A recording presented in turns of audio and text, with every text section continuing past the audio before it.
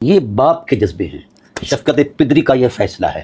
ایسے پدر معظم کو ہم کس نظر سے دیکھیں؟ مذہب جھوٹے ہیں، چھوٹے ہیں، یہ مسلک سب ڈرامہ بازی ہیں۔ ابو طالب کا قتل ان مذہبوں سے، میں اکثر اوقات کہتا ہوں کہ جب مجھے پڑھے لکھے لوگ یہ کہتے ہیں نا کہ نقطۂ نظر کیا ہے، آپ کا نقطہ نظر کیا ہے، تو میں دیسی مثال دیتا ہوں کہ جب آنکھ جہاں سے وہ سوراخ ہے نا دیکھنے کے، اس کے سامنے موتیا آ جائے، کالا جائے چٹا، تو نقطہ آ جاتا ہے نا، وہ نقطہ جتنا ہی ہوتا ہے نا جی، تو نظر بند ہو جاتی ہے۔ تو جس آنکھ کے سامنے نقطے آ جائیں وہ اندھی ہوتی ہے۔ ابو طالب کو نہ نقطوں سے دیکھا جا سکتا ہے، نہ نظروں سے دیکھا جا سکتا ہے۔ ان کی حرمت وقار کو دل، ایمان، عرفان، ایقان اور قرآن کی روشنی سے دیکھا جا سکتا ہے۔ اس لیے ان کی شخصیت کو آج تک کوئی چیلنج نہیں کر سکا۔ یہ صرف ان پر جو الزام ہے اسلام کی طاقت کو متنازع بنانے کے لیے،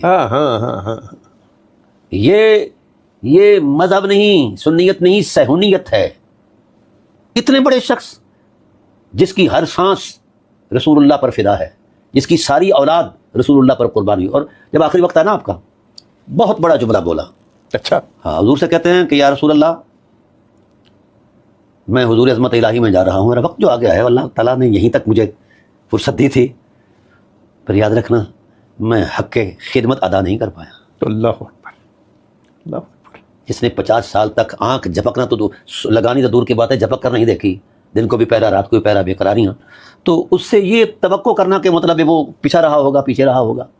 اور بڑی عجیب سی بات ہے کہ جناب ابو طالب علیہ السلام نے پھر اپنی اولاد سے کہا، کونوا فدی لکم وما ولدت نفسی، نزعی بیان ہے آپ کا، نزعی بیان ہے، ہاں۔